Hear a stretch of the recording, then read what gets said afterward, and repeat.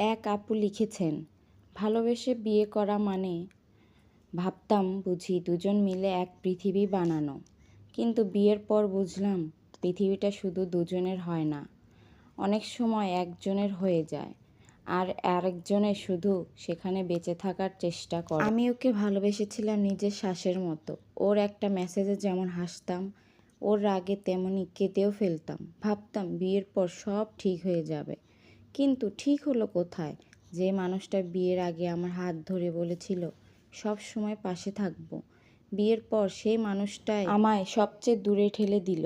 বিয়ের কিছুদিন পর ওর ব্যবহার বদলে গেল। আগের মতো কথা বলে না, মাঝে মাঝে রাগ করে, আর আমি যেন কিছু না বললেও ভুল করে ফেলি সব সময়। আমি চুপচাপ সব সহ্য করতাম, কারণ আমি ওকে হারাতে চাইনি। যে মানুষটির জন্য এত লড়েছি তাকে ধরে রাখাটাই যেন আমার সবচেয়ে বড় দায়িত্ব হয়ে গেল। রাতেও ঘুমিয়ে পড়লে আমি আস্তে করে চেয়ে থাকতাম তার মুখের দিকে। ভাবতাম এই মানুষটাকেই আমি এত ভালোবেসেছিলাম, যেন মানুষটাকেই আজ ছুতে গেলে মনে হয় সে দূরে সরে যাচ্ছে। চোখের পানি শুকিয়ে গেছে অনেক আগেই, এখন আর কান্না আসে না, শুধু বুকের ভিতরে এক ধরনের ভারী নিঃশব্দ ব্যথা জমে থাকে সারাদিন।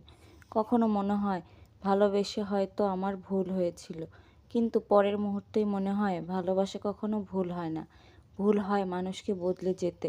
আজও আমি ওর পাশে থাকি, কারণ ভালোবাসা আমায় আটকেছে। সম্মান নয়, সুখ নয়, শুধু একরাশ আশা। একদিন হয়তো ও বুঝবে, একদিন হয়তো আবার আগের মতো বলবে যে কোনো পরিস্থিতিতে তোকে ছাড়বো না, কিন্তু সেই দিনটা আজও আসেনি।